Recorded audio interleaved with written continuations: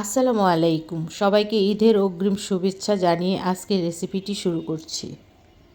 আজ আমি আপনাদের মাঝে সাবুদানা ও ফ্রুটস দিয়ে একটা ডেজার্ট তৈরি করে দেখাচ্ছি। ইফতারের টেবিলে খুবই হেলদি এবং প্রাণ ঠান্ডা করা একটি ডেজার্ট। এই ডেজার্টটি খেলে সারাদিনের ক্লান্তি দূর হয়ে যাবে। ঠান্ডা ঠান্ডা এই ডেজার্টটি খেতেও বেশ ভালো লাগে। এই ডেজার্টটা তৈরি করতে প্রথমে সাবুদানাটাকে সেদ্ধ করে নিতে হবে।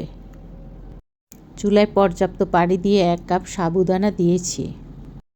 যতক্ষণ না সেদ্ধ হচ্ছে নেড়ে চেড়ে মিডিয়াম আঁচে রান্না করে নিতে হবে। এখন একটা স্ট্রেনারে ঢেলে নিয়ে ঠান্ডা পানি দিয়ে ভালোভাবে ধুয়ে নিতে হবে। ঠান্ডা পানি দিয়ে ধুয়ে নিলে একটার সাথে আরেকটা লেগে যাবে না।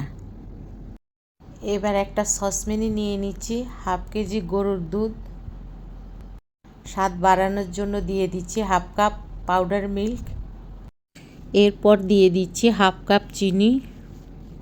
আপনারা যদি আর একটু মিষ্টি বেশি খেতে চান তাহলে চিনির পরিমাণটা বাড়িয়ে দিবেন। দুধটাকে ভালোভাবে নেড়েচেড়ে মিশিয়ে নিব। দুধটাকে জাল করে ঘন করে নিয়েছি। এখন দুধটাকে ফ্রিজে রেখে ঠান্ডা করে নিব। এবার আমি চলে যাচ্ছি সব কিছু মিক্সিংয়ে। প্রথমে একটা বাটিতে সেদ্ধ সাবুদানাটা নিয়ে নিব। সাবুদানাটা একদম ঠান্ডা করে নিয়েছি।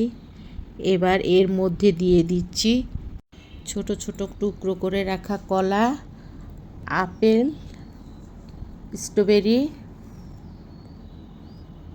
কালো আঙ্গুর, আনার।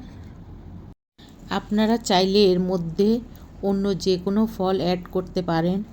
বাদাম, কিশমিশ দিতে পারেন। জেলি টুকরো টুকরো করেও দিতে পারেন।